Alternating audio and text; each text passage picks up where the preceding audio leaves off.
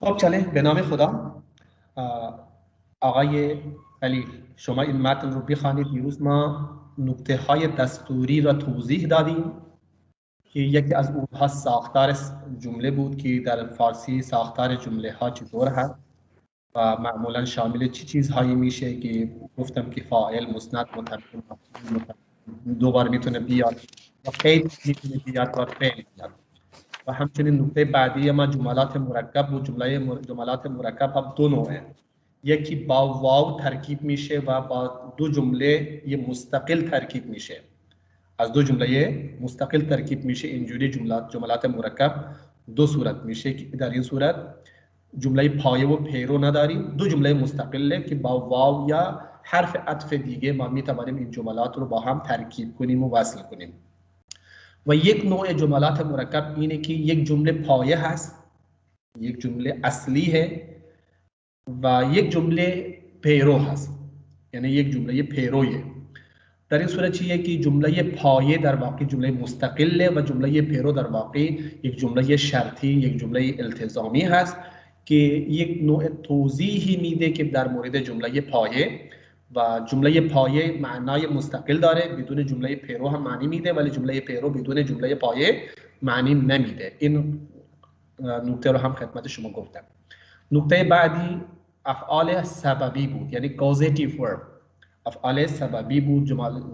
یعنی انگلیسی ما میتونیم بگیم causative verb، یعنی که شما خودتون کاری رو انجام نمیدید ولی شما وسیله میشوید، توسط شما یک کاری انجام میشه.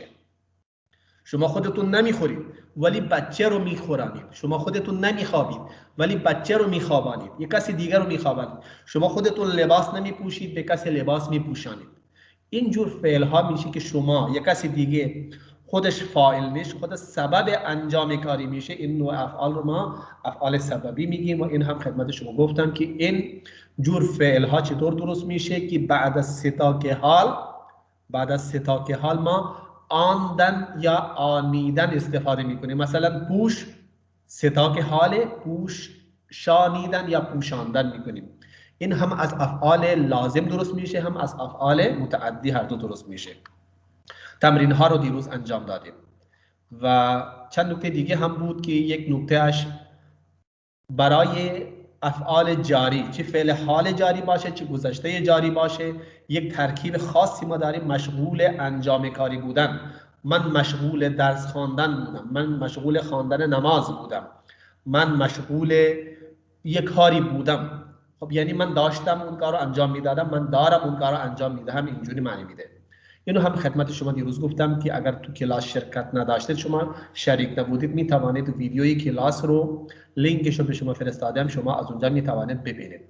و حرف ربط که گاهی برای زمان هم استفاده میشه و گاهی برای تعجب و اعتراض هم به کار میبریم. شما که نیومدید، من منتظر شما بودم ولی شما که نیومدید، یعنی میں آپ کا منتظر تھا، آپ تو نہیں آئے. تو یہ جو تو ہے وہ اعتراض کے لیے ہے یا تعجب کے لیے ہم استعمال کرتے ہیں. و این کلمات گفتاری رو هم من خدمت شما گفتم. امروز ما متن رو میخوانیم. خب متن کتاب رو میخوانیم و متن کتاب رو خودتون ترجمه میکنید، من کاری نمیکنم.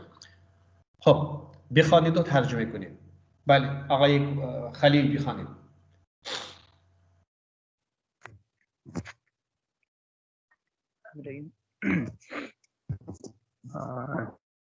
حدود 3500 سال پیش اقوام آریائی از نژاد ہند اروپائی به ایران کن مهاجرت کردند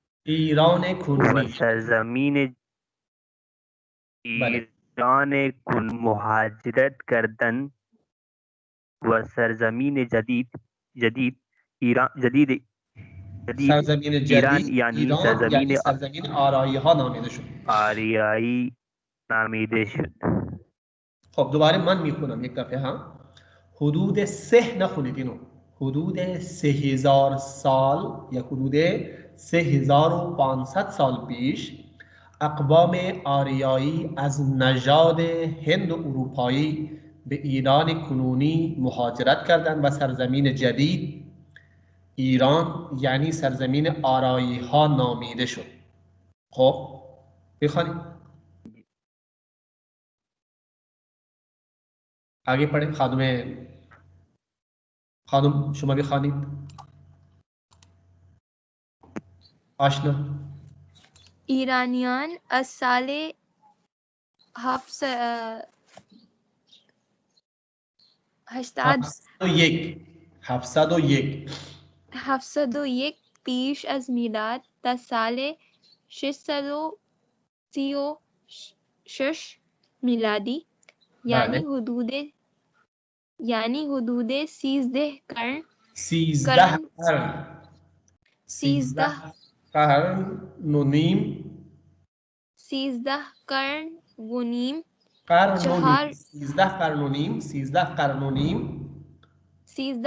نیم 4 حکومت بزرگ در آسیا تشکیل دادن: ماد، هخامنشی، اشکانی و ساسانی. خیلی خوب. آقای خلیل دوباره متن بعدیش شما رو بخوانید. پاراگراف بعدی.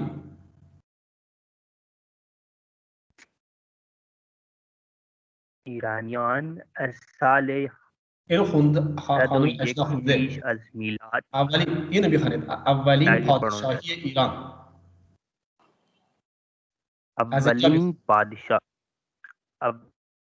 اولین پادشاهی ایرانیان به دست مادها تشکیل و 151 سال ادامه داشت. پایتخت مادها همیدان بود که اولین پایتخت ایران به شمار می رود.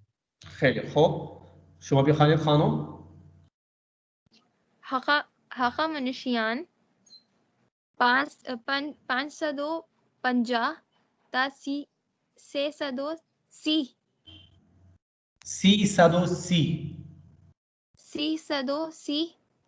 سر اسے کیا پڑھیں گے؟ پیش از میلاد. پیش میم میلاد یعنی عیسوی. پیش از میلاد 330 پیش از میلاد 330 پیش از میلاد بزرگترین شاہنشاہی جہان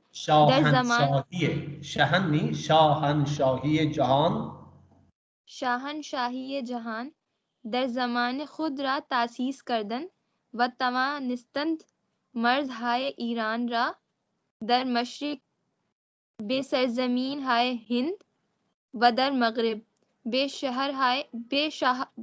شهرهای یونان و شمال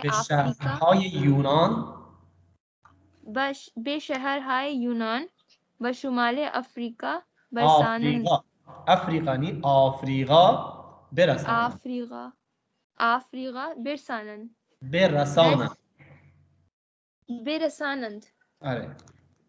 در 30 ایالت و کشور این بس ایالت نوشته درسته. اینا نوشته. بله. در 30 ایالت و کشور این شاهنشاهی 46 قوم از نژادهای مختلف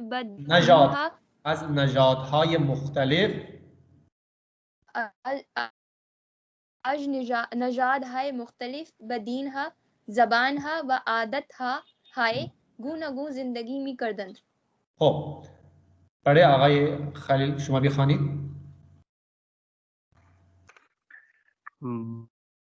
با ضعیف شدن شاهنشاهی هخامنشی اسکندر مقدونی در سال 330 پیش از میلاد ایرانیان را شکست داد و یونانیان 2 قرن به ایران یا مناطقی از آن حکومت کردند.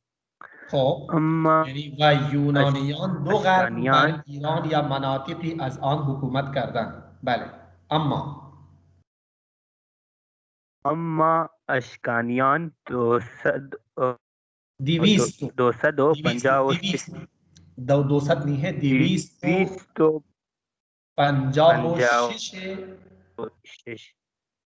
قبل مسیح هم میتونی بگید یعنی پیش از میلاد تا 224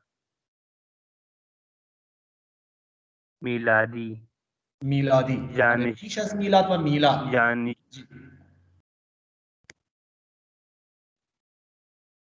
جانشینان اسکندر را بیرون رانند و ایران را به استقلال رسانند. رسان، شکست دادن. زمان حکومت بیرون ران کے بجائے آپ یہاں پہ جو کتاب، اس کتاب کے اوپر سے پڑھ لیں. کتاب آپ کتاب کو نظر نہیں آ رہا آپ کو کتاب؟ سر میرے پاس کتاب میرے پاس بھی ہے، میں اسی کو دیکھ کے پڑھ رہا ہوں. شاید کچھ ہاں یہ کتاب سامنے آپ کو نظر آ رہی ہے، تو اسی میں سے دیکھ کے پڑھ لیں، ایزی رہے گا آپ کے لیے. کتاب میں آپ کو ڈسپلے کر رہا ہوں تو پھر اس میں متن کو آپ کی کتاب میں دیکھنے کی ضرورت نہیں، اسی کتاب میں دیکھ لیں. بیرون راندن بھی ٹھیک ہے، یہاں شکست دادن ٹھیک ہے. ٹھیک ہے. و ایران به استقلال رسانند. ایران را به استقلال رساندن. جی در زمان حکومت اشکانی ایران و روم دو امپراتوری و دو رقیب جهانی بودند و اشکانی پیشرفت رومیان در آسیا پیشرفت رومیان در آسیا به طرف ایران را متوقف ساختند. ایران ساختند. خب پڑھے خانم اشنا شما بھی خانی. شاہنشاہی یہ باشکوئے ساسانی بیستو چہل تا دیویستو بیستو چہل تا شستو سیصدو شش میلادی آخرین سلسلہ ایرانی 636 میلادی 636 میلادی جی 6 میلادی آخرین سلسلہ ایرانی پیش از ظهور اسلام است. جنگ های ایران و روم در طول حکومت ساسانیان ادامه داشت. ساسانیان ادامه داشت. خب خانم آگے بھی پڑھو. تمام شد. آقای خلیل شما بھی خانی، آخرین پیراگراف رو بھی خانی. تاریخ ایران از سال 701 پیش میلاد تا سال 636 میلاد تاریخ پیش از اسلام یا دور میلادی تاریخ پیش از یا دور باستانی نامیده می شود و از سال دوره باستانی نامیده می شود. دوره باستانی نامیده می شود. دوره باستانی نامیده می و از سال 636 میلادی تا کنون تاریخ پس از دور اسلامی نام دارد. خب شما این متن رو چقدر متوجه شدید؟ شما هر دوتون این متن چقدر متوجه شدید؟ 50%، 60%، 70%، 100%، چقدر؟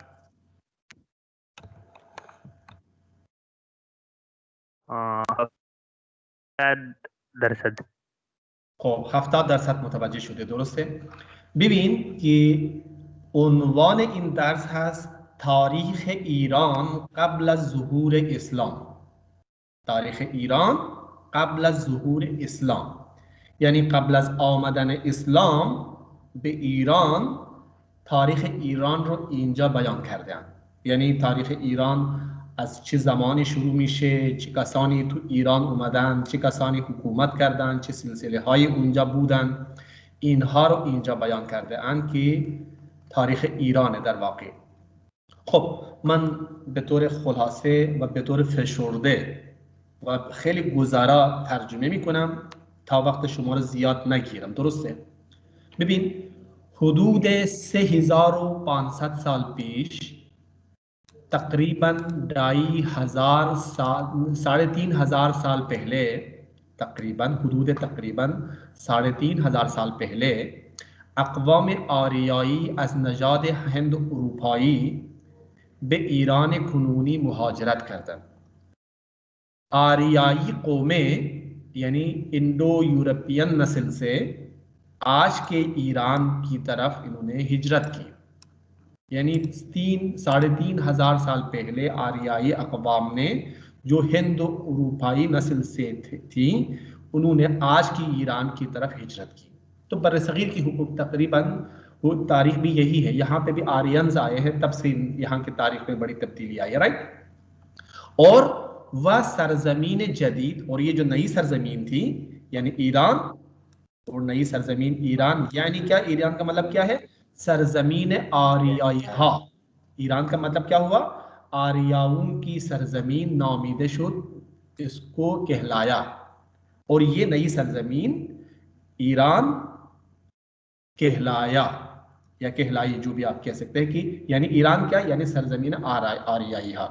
تو یہ پتہ چلا کہ آپ کو پہلا پوائنٹ یہ پتہ چلا کہ ہمیں جو ہسٹری، معلوم ہسٹری ہے، تاریخ جو معلوم حد تک ہے ہمیں، 3,500 سال پہلے آرینس یہاں پہ آئے تھے، اور جو ایرانینس یہاں آئے تو اس نئی سرزمین کو انہوں نے ایران کا نام دیا یا سرزمین آریا کا نام دیا.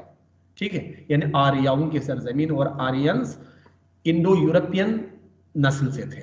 دنیا میں بہت ساری نسلیں ہیں، نژاد ہے، اس میں سے ایک ہے نسل انڈو یورپین نسل ہے، جس میں سے آرینس اس کی ایک شاخ ہے.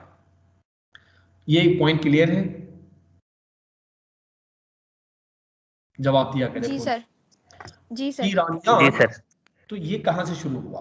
پھر اگلا اسٹیپ دیکھ لیجئے گا کہ پھر ہمیں جو معلوم تاریخ ہے اس کے مطابق، لیکن یہ بہت ہی خلاصہ ہے، ہاں بہت ہی خلاصہ ہے. ایرانیان از سال 701 کے پیش از میلاد تا سال 636 میلادی، ایرانی یعنی ایرانی لوگ 701 قبل از مسیح سے 636 عیسوی تک، یعنی کتنے سال؟ یعنی حدود 13 قرن و نیم، یعنی 1350 سال تقریباً، یعنی تقریباً 1350 سال کے دوران میں 4 حکومت بزرگ در آسیا تشکیل دادن. انہوں نے ایشیا میں 4 بڑی حکومتیں تشکیل دی.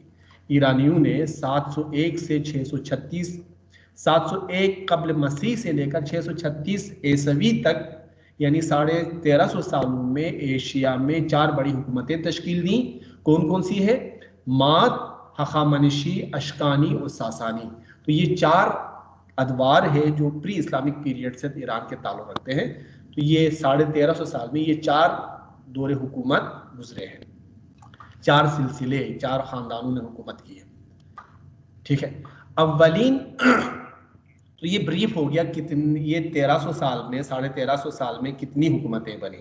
تو سب سے پہلی حکومت، اولین پادشاہی ایرانیان، ایرانیوں کی پہلی بادشاہت یا شاہنشاہی بادشاہت تھی یہ، بدست مادھا تشکیل شد. ایران کی پہلی بادشاہی حکومت مات نے تشکیل دی، مات کے ہاتھوں تشکیل پائی. 150 سال ادامے داشت، اور یہ 151 سال یہ سلسلہ، یہ حکومت جاری رہی، یہ بادشاہی سلسلہ جاری رہا. پایتخت مادھا ہمدان بود، یعنی آپ نے پچھلے سال سیمسٹر 1 میں ہمدان کے بارے میں پڑھا تھا. ایرانیوں کی پہلا دارالحکومت ہمدان تھا، پڑھا 2,500 سال پہلے.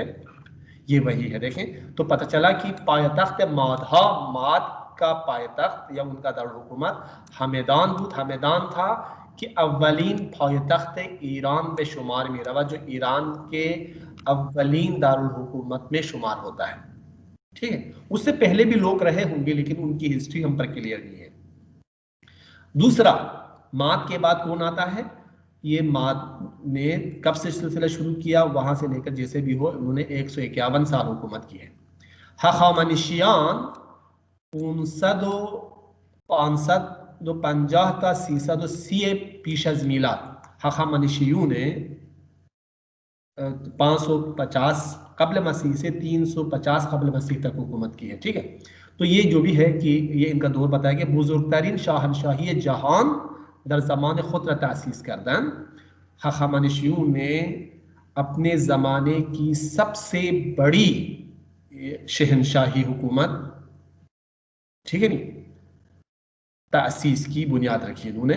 و توانستن مرزهای ایران را، اور یہ اس قابل ہوئے اور یہ کامیاب ہوئے کس چیز میں، کر سکے، یعنی توانستان یہ کر سکے کس کیا برسانن پہنچا سکے، مطلب یہ ہے کہ اس کو یہاں سے کنیکٹ کرنا چاہے، لیکن یہ کامیاب رہے مرزهای ایران را، ایران کی سرحدوں کو، مشرق میں انڈیا یا بھارت یا ہندوستان کی سرزمین تک، اور مغرب میں یونان کے شہروں اور افریقہ کے شمال تک پہنچانے میں کامیاب رہے.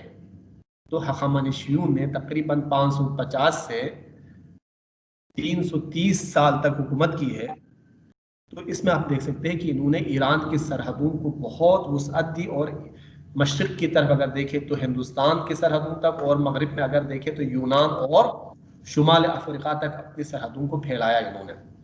در 30 ایالت و کشور ان شہنشاہی، تو وہ ڈیٹیل بتا رہے ہیں کہ اس کی 30 ریاستیں، ٹھیک ہے، 30 ریاستوں میں یا صوبوں میں، و کشور ملک، 30 ریاستوں اور ممالک میں یہ شہنشاہی، اس شہنشاہی کے 30 ممالک اور ریاستوں میں 46 قوم، 46 اقوام از نژادهای مختلف با دینهای مختلف، یعنی مختلف اقوام، کتنے قوم میں تھی، 46 قوم میں، مختلف نسلوں سے، مختلف ادیان کے ساتھ، مختلف ادیان کے ساتھ، زبانہ مختلف زبانوں کے ساتھ، و عادتهای گوناگون، اور طرح طرح کے اطباق اور عادات کے ساتھ زندگی کرتے تھے.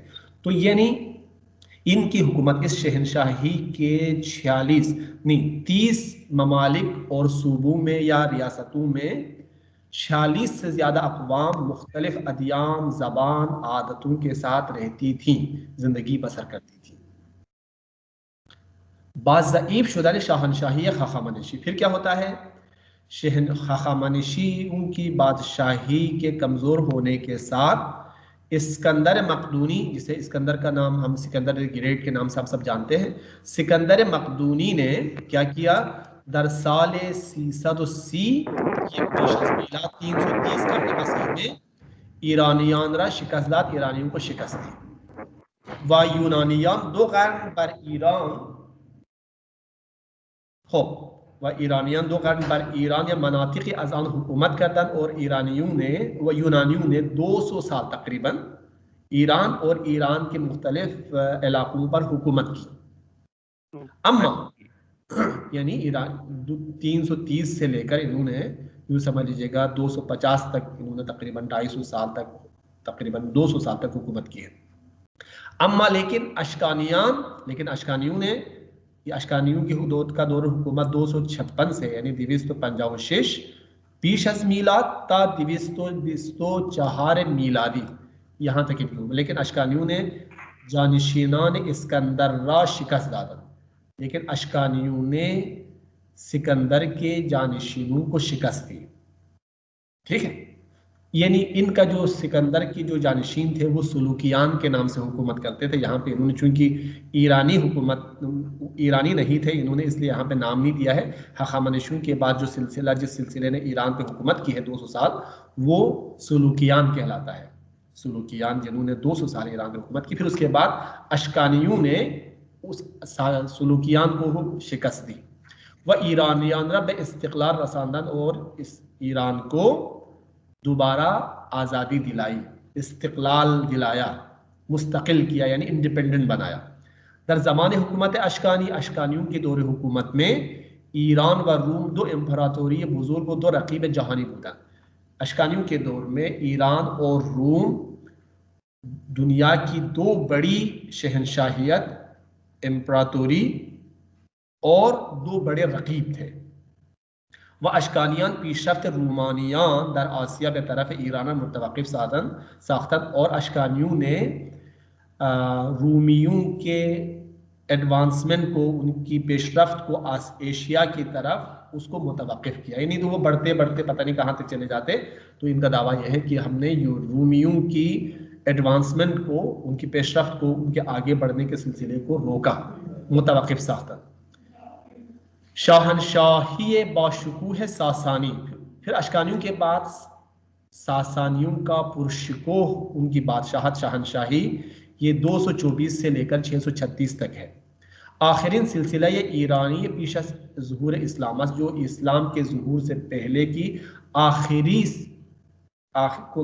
سلسلہ حکومت ہے. جنگهای ایران و روم در طول حکومت ساسانی ادامه داشت. روم اور ایران کی جنگیں ساسانی دور میں بھی جاری رہی. تو وہ جو کہتے ہیں نا کہ دارا و سکندر سے وہ مرد فقیر اولا ہو جس کی فقیری میں بویا اسد اللہ ہی، تو ہمیں مستقل جنگ نظر آتی ہے. دارا سکندر، دارا ایرانی حکومت کا ایک بادشاہ ہے، ایرانی سلسلے کا ایک بادشاہ ہے، آپ کو سکندر پتہ ہے. ان کی جنگیں مستقل چلی آ رہی ہیں. تاریخ ایران تو ہم دیکھتے ہیں کہ یہ ساسانیوں پر یہ 636 میں ساسانیوں کا خاتمہ ہوتا ہے. اور اس طرح سے کیا ہوتا ہے کہ جو پری اسلامک پیریڈ جسے ہم کہتے ہیں، جسے آرکیالوجیکل پیریڈ بھی کہتے ہیں، اس کا خاتمہ ہوتا ہے اور پھر اس کے بعد اسلامک پیریڈ کا دور شروع ہوتا ہے. رائٹ. تو ایک بریفلی آپ نے دیکھا کہ آج آپ کو پتہ چلا کہ ایران کی پری اسلامک پیریڈ میں کون کون سی حکومتیں تھیں اور انہوں نے کتنے سال حکومت کی اور کیا کیا جنگیں ہوئی، یہ آپ کو بریفلی پتہ چل گیا. بہت ہی یہ بریفلی آپ کو بتایا گیا ہے. تاریخ ایران از سال 701 کے پیش از میلاد تا سال 636 میلادی تاریخ پیش از اسلام یا دورہ اس باستانی نامیده می شود. یہ فعل مجهول ہے. ایران کی تاریخ 701 قبل مسیح سے 636 مسیحی تک یا میلادی تک یا عیسوی تک اسلام سے قبل کی تاریخ یا باستانی دور کی تاریخ کہلاتی ہے. یہ جو تاریخ ہے وہ از سال 636 تا کنون اور 636 سے لے کر اب تک کو ہم اسلام کے بعد کی تاریخ یا دورہ اسلامی ہم کہتے ہیں. نام رکھتا ہے. تو یہ ایک بریف ہسٹری ہے. اگلے چیپٹرز میں ہم اسلامک پیریڈ کو بھی ڈیوائڈ کر کے پڑھتے ہیں کہ اس میں کس قسم کے ادوار آئے ہیں. تو اس میں 2 کام آپ کر رہے ہیں. ایک تو ایران کے بارے میں آپ کی آشنائی بڑھتی جا رہی ہے. دوسری چیز یہ ہے کہ آپ زبان بھی سیکھ رہے ہیں، متن کو بھی پڑھ رہے ہیں. تو امید ہے یہ آپ کمپلیٹلی سمجھ چکے ہوں گے. چلے ان سوالات کے جوابات آپ خود سے لکھ کے بھیج دیجیے گا کہ چلے یہ پڑھ لیجیے گا. تب تک دختر ہمسایه و آتش پڑھے. کوئی بھی پڑھے اپنے سے.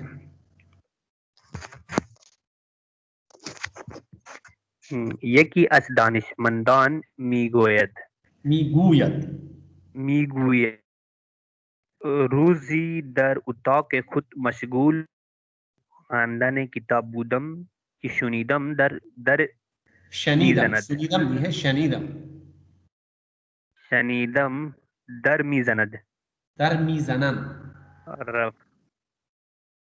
را باز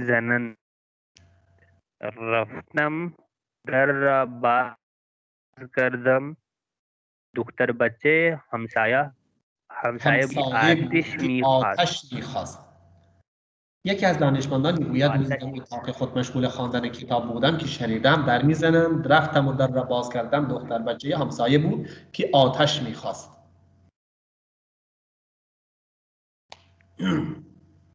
بخاری را به او نشان دادم و گفتم این آتش چگونه میبری؟ تو که ظرف نداری. ظرف نداری. تو کے بارے میں جو آپ نے پڑھا تھا تو کہ ظرف نداری، تمہارے تو برتن ہونا چاہتا نہیں ہے، تمہارے پاس تو برتن ہی نہیں ہے. کمی صبر کن تا ظرفی بیاورم.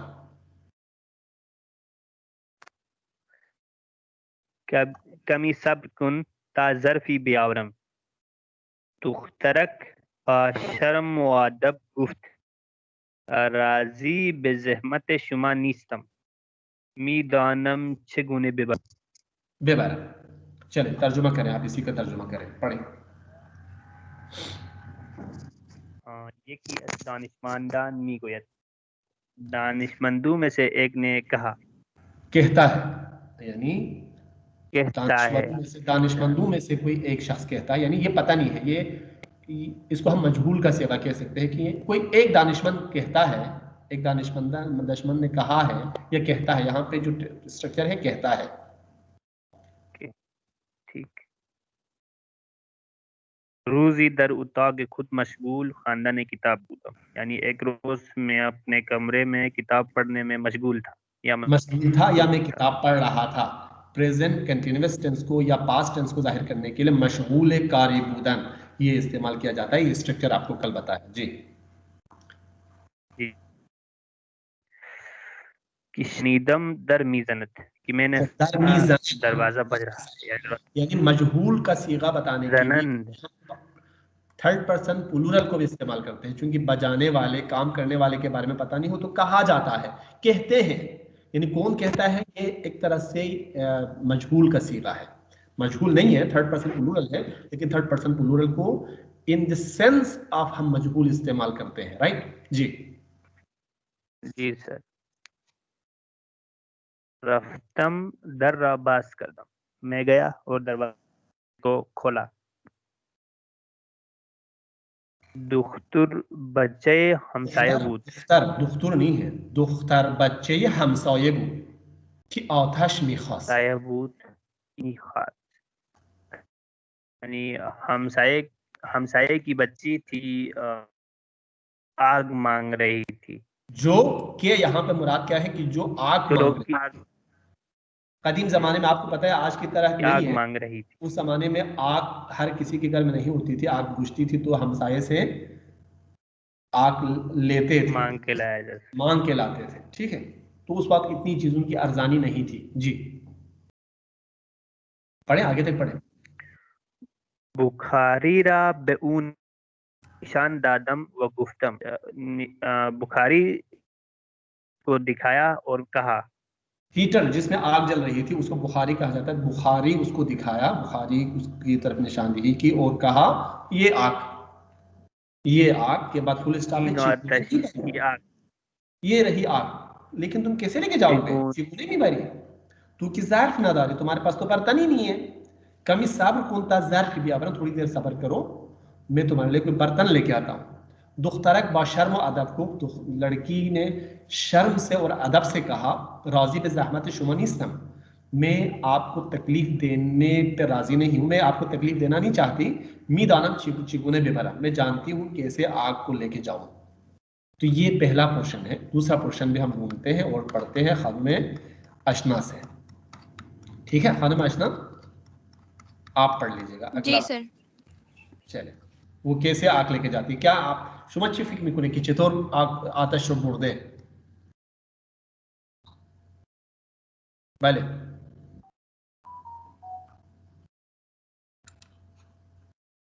بله بگید، میتونید حدس بزنید، آپ اندازہ کر سکتے ہیں کہ اس وہ آگ کو کیسے لے کے گئی ہوں گی؟ نہیں سر. خب پس بخوانید.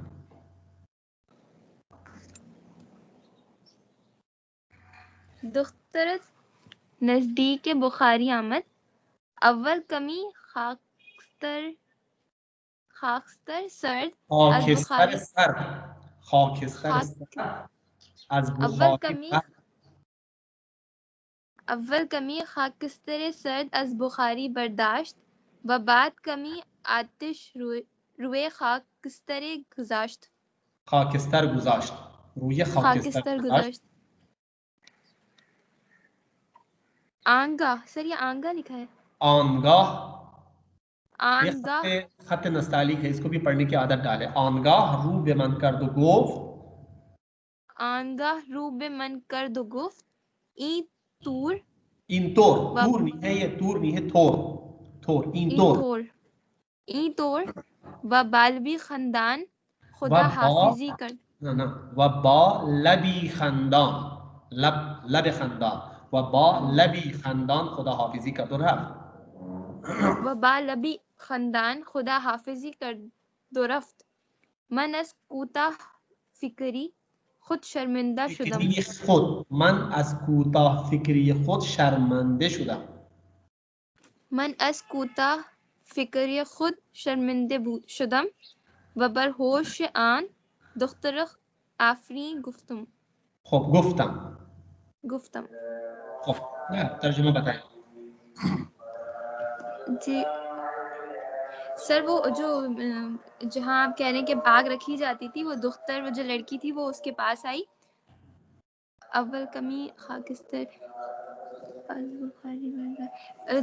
شروع میں تو سردی کی وجہ سے وہ آگ کو برداشت کر سک رہی تھی پہلے، یعنی اس نے کہا کہ یار تم تو برتن لے کے نہیں آئی ہو بیٹا، یہ کیسے لے کے جاؤ گے نا.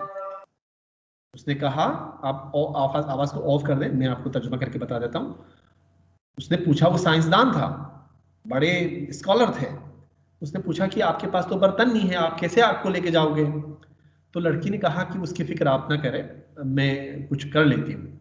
تو وہ اس بخاری کے پاس گئی اور جا کے پہلے تھوڑی سی خاکستر کہتے ہیں راکھ، خاکستر کہتے ہیں راکھ، تھوڑی سی ٹھنڈی مٹی یا راکھ جمع کی، و بعد کبھی آتش روی خاکستر گزاشت، پھر آگ، تھوڑی سی آگ اس خاکستر کے اوپر، اس راکھ کے اوپر اس نے آگ رکھی. آنگاہ روبے من کر دو، پھر میری طرف رخ کر کے کہا این تو اس طرح سے لے کے جاؤں گی میں. ٹھنڈی مٹی کو، پھر وہ ٹھنڈی مٹی کے اوپر راکھ کے اوپر آگ رکھی تھی، تو اس کا ہاتھ تو نہیں جلتا نا اس سے، راکھ کے اوپر وہ راکھ کو اٹھا کے لے کے گئی، اس کے اوپر آگ تھی. وہ بالا بھی خاندان خدا حافظی کر تو رکھ، اور اس نے مسکرا کے خاندان لب کے ساتھ خدا حافظی کر کے وہ چلی گئی. من از کوتاہ فکری خود شرمندہ شدم، میں اپنی کوتاہ فکری پر شرمندہ ہوا. وہ برہوش آن دخترک آفرین گفتم، اور اس چھوٹی بچی کی ہوش اور ذکاوت پر میں نے آفرین کہا. تو یہ امید ہے آپ سمجھ چکے ہوں گے کہ عقل و ذہانت کے لیے ضروری نہیں ہے کہ آپ سائنسدان ہو، کوئی چھوٹا سا بچہ بھی عقل و ذہانت کا کام کر سکتا ہے. تو چھوٹی سی کہانی ہے، ایک آیت ہے کہ جو آپ کے لیے صرف سیکھنے کی غرض سے یہاں پہ بیان کی گئی ہے. خوب، جس میں کے کا استعمال آپ نے دیکھا، کے کو کئی طرح سے استعمال کیا گیا ہے. خوب، بہرحال آپ پہلا چیپٹر تو کمپلیٹ ہو گیا، ولی دوسرے چیپٹر کی طرف ہم جاتے ہیں. اس سے پہلے یہ تو ہو گیا تھا، یہ بھی ہو گیا تھا. الگوهای رفتاری آپ ریڈ کر لیجئے گا، ایک آپ پڑھ لیں، ایک آپ پڑھ لیجئے گا. جی. سلام خانم ها، سلام آقایان، قبولیتان را در کلاس قبل به شما تبریک میگویم. به این کلاس خوش آمدید، از دیدنتان واقعا خوشحالم. تو یہ ایک فارمل جملہ ہے، کوئی استاد کلاس میں آنے کے بعد کہہ سکتے ہیں کہ سلام خانم ها، آقایون، دانشجویان عزیز، قبولیتان در کلاس گذشته، در کلاس قبل به شما تبریک میگویم و به این کلاس جدید، به کلاس پیشرفته تر خوش آمد عرض میکنم و از دیدنتان واقعا من احساس خوشحالی میکنم، خوشحال هستم. دانشجویان میتونه بگه که سلام استاد، ما هم از شما متشکریم، شما برایمان خیلی زحمت کشیدید، دستتان درد نکند، دست شما درد نکند. چقدر خوب است که این کلاس هم با ما هستید. ولی شما میتونید که این جملات رو به طور تعارف در جواب این کلمات میتونید بگید. خب بگید ببینم حالتان چطور است، تعطیلات چطور بود، خوش گذشت، چه کارهایی کردید، چه جاهایی رفتید، چه چیزهایی دیدید. به ما خوش گذشت، فامیل های من را دیدیم، دوستان من را دیدیم، به خیلی جاها رفتیم، خیلی هم استراحت کردیم. خلاصه جای شما خالی بود. ولی این جملات 10 سال پیش، 5 سال پیش، 2 سال پیش صداقت داشت، درست بود که میتوانستیم بگیم. ولی که این سال گذشته ما در واقع تعطیلاتی نداشتیم، ما روزهای خوبی نداشتیم، ما دوچار این شیوع ویروس کرونا کووید 19 شده بودیم و که کلش دوچار بودیم و گرفتار این بیماری بودیم که همه نگران این بیماری هستیم و روزهای خوبی نداشتیم. درسته؟ شما لطف دارید، دوستان به جای ما در جواب جای شما خالی میگیم، دوستان به جای ما. از شما خیلی ممنونم، امیدوارم در این دوره هم خوب کار کنید و از درس‌های این کلاس لذت ببرید و اینو میتوانید به شما بگویم. خب دور حرفی را که ضعیف یا حذف میشوند خط بکشید. یعنی تو این مکالمه برای الگوهای گفتاری آپ اس کو کنورسیشنل پرشن میں تبدیل کرنے کے لیے جن حروف کو ہم حذف کرتے ہیں یا وہ پڑھتے وقت کنورسیشنل پرشن میں پڑھتے وقت وہ منیمائز یا کم ہو جاتا ہے، اس کے اوپر اس کے نیچے آپ انڈر لائن کر سکتے ہیں. کلمات دیگری کی در گفتار تغییر میکنن، به شکل گفتاری بھی بگویید. جو ہم گفتاری انداز میں کہہ سکتے ہیں اس کو گفتاری میں کنورٹ کر سکتے ہیں. یہ مختلف چیزیں ہیں جو کنورسیشنل پرشن سے ریلیٹڈ ہے. یہ مطالعہ آزاد ہے، یہ اوپن سٹڈیز کے لیے ہے، آپ کے لیے. ان رومن گیرشمون اینکیه ایرانیان اولین ملتی هستند که شاهنشاهی جهانی تأسیس کردند و روح عدالت را بر آن حاکم ساختند. این بنده خدا یک اسکالر هست، یک دانشمند، گفته که ایرانیان اولین ملتی هستند که شاهنشاهی جهان تأسیس کردند و روح عدالت را بر آن حاکم ساختند. ان کا کہنا یہ ہے کہ ایرانی دنیا کی وہ پہلی قوم ہے کہ جنہوں نے شاہنشاہی جہانی کا امپریالزم کی بنیاد رکھی اور عدالت کو دنیا پر انہوں نے حاکم کیا. ایمل بنوینسٹ یہ یورپین اسکالرز ہیں. ایرانی ها امپراتوری هخامنشی را کی مورد تحسین یونانی ها و نمونه برای تقلید ملت های دیگر بود به وجود آوردند. اس بندے کا کہنا ہے کہ ایرانیوں نے ہخامنشی امپریالزم کے ذریعے کہ جس کو یونانیوں نے اور دیگر اقوام نے مورد تقلید جانا ہے، سمجھا ہے، اس کو وجود میں لایا. ہخامنشی حکومت کی بنیاد رکھی جس کی تقلید دوسری اقوام نے بھی کی ہے. ول ڈیورانٹ تو یہ بہت ہی مشہور ہے، یہ بہت ساری کتابیں ہیں، یہ تو خیر اتنے مشہور نہیں ہے، لیکن ول ڈیورانٹ بہت ہی بڑے اسکالر ہے اور دنیا کی ہسٹری اور سیولائزیشن پر اس کی بہت ساری کتابیں ہیں. روش حکومت ہخامنشیان یکی از بهترین روش‌ها در همه دوره‌های تاریخی است. تمام ادوار تاریخی میں جو ہخامنشیوں کی جو حکومت کرنے کا طریقہ ہے وہ سب سے بہترین ہے. ایرنسٹ ہرٹزفیلڈ کو فیلڈ کہا گیا ہے کہ تاریخ تمدن جہان در حدود 200 سال شاہنشاہی ہخامنشی تقریباً ہمان تاریخ ایران است. خب تاریخ تمدن جہان، ایران کی تمدن کی تاریخ 220 سال شاہنشاہی ہخامنشیوں کی 200 سال کی تقریباً جو حکومت رہی ہے، ہمان تاریخ ایران است، تقریباً ہمان تاریخ ایران است. اور ایران کی جو اصل تاریخ ہے نا، جس پہ یہ لوگ بہت زیادہ فخر کرتے ہیں، یہ وہی تاریخ ہے. یعنی جو 200 سال کی ہخامنشیوں کی حکومت ہے، یہ اصل میں ایران کی اصل تاریخ تو یہی ہے. ریچارڈ فرائی کہتے ہیں کہ ہنر، ادبیات شفاہی و سازمان سیاسی اشکانیان نشان دہندہ جنبہ قہرمانی زندگی آنان است. ریچارڈ فرائی کا ایک اور جملہ ہے کہ جہان میان دو قدرت روم و اشکانی تقسیم شد. یعنی اس زمانے میں دنیا دو پلر میں، دو پولز میں تقسیم ہو گئے تھے، ایک طرف یونان اور ایک طرف اشکانی تھے. لارنس لاکہارٹ کا کہنا ہے کہ اشکانیان در قدرت و تجارت رقیب رومیان بودند. یہ مشکل جملہ نہیں ہے. ہانری ماسے کا کہنا ہے کہ نویسندگان و شعراء غالباً از شکوه دربار و از زیبایی ساختمانها و توسعه علوم و ادبیات ساسانی صحبت کرده اند. بہت سارے رائٹرز نے، شاعروں نے جو ساسانی دربار کی ادبیات، ان کی علوم و فنون کی جو ترقی ہے، ان کی جو عمارتیں ہیں، ان کی خوبصورتی کے حوالے سے اور ان کے دربار کی شان و شوکت کے حوالے سے گفتگو کی ہے. تو یہ کچھ مختلف لوگوں کے ایران کی ہسٹری کے ریلیٹ سے متعلق جملے تھے جو ہم پڑھ چکے. تو کلاس کا وقت بھی یہیں پہ تقریباً ختم ہو چکا ہے. انشاءاللہ ہم کل ایک پیراگراف تو اس میں سے بھی ہم پڑھ چکے ہیں آلریڈی. انشاءاللہ کل کے درس 2 ہم شروع کرتے ہیں اور آج کی کلاس کو ہم یہیں پہ ختم کرتے ہیں.